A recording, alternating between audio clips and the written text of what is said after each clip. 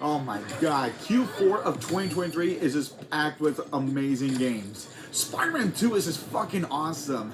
And I've only been doing side quests. And I am loving the shit out of Super Mario Bros. Wonder. This feels like a true return to form for 2D Mario platformers without feeling like another new Super Mario Bros. Reskin. Oh crap, my 2 hours are almost up.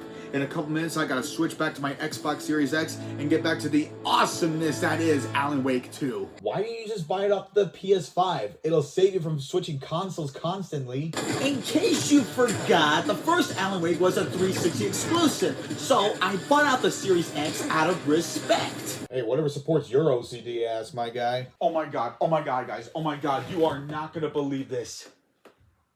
Nintendo just announced a Zelda movie. What?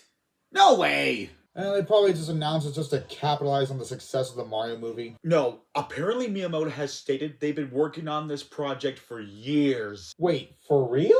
Well, considering this is Illumination we're talking there, this is probably just gonna be safe as hell like all the other films, man. No, Universal is not involved with this. In fact, it's not even going to be animated. Live action. A live action Zelda. And Universal is not involved in this? Huh. Well, that just completely eradicates all theories of Nintendo trying to create a Nintendo cinematic universe. So, if Universal is not making the Zelda movie, then who is? Warner Brothers? Paramount? Disney? Please don't say Disney. I don't want Zelda to be a bisexual, transgender, Asian, African, Hispanic just for the sake of representation. Sony. Sony? No fucking way. Nintendo and Sony working together. Oh my god.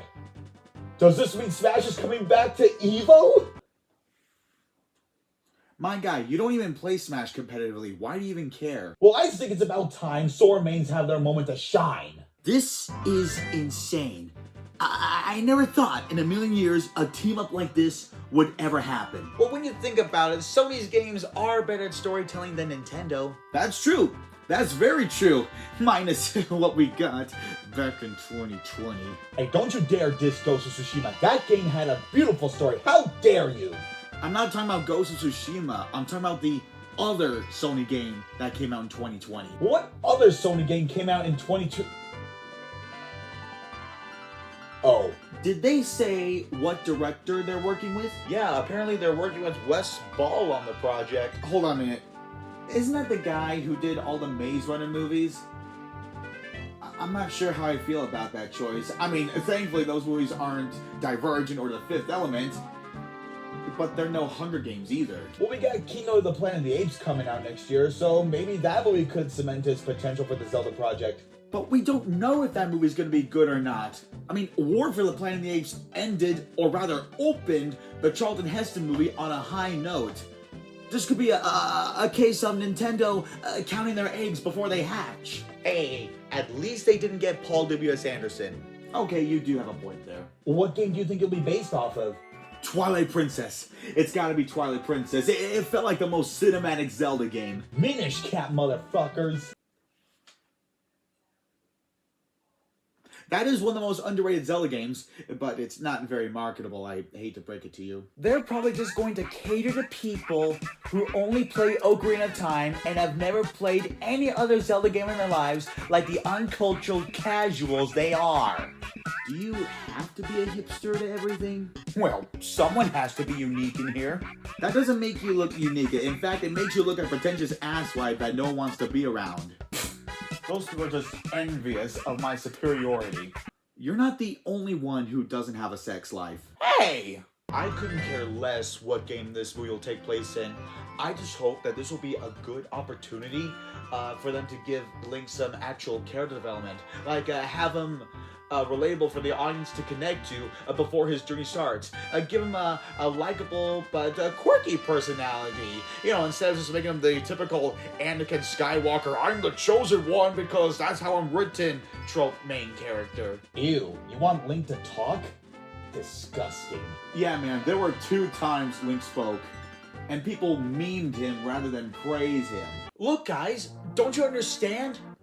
This is a perfect opportunity to make Zelda into something bigger, something incredible, something that would move the audience to tears.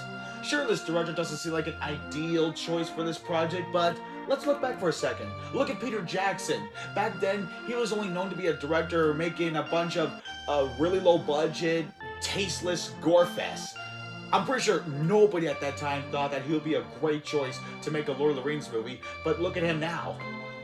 Maybe this Zelda project could also cement Wes Ball into that sort of fame. And maybe this could also be the Lord of the Rings of video game movies. I believe if we put that sort of faith into this project, it will be truly something incredible. Something that the audience will remember for years to come. So I've been looking more into the Zelda movie, and turns out they're getting the writer of Pokemon Detective Pikachu. Okay, not bad. I mean, the movie wasn't anything spectacular, but it was still an entertaining movie to watch, and I bet after that project, he's really gonna step up his writing with this movie. He also wrote the Jurassic World movies and Rise of Skywalker.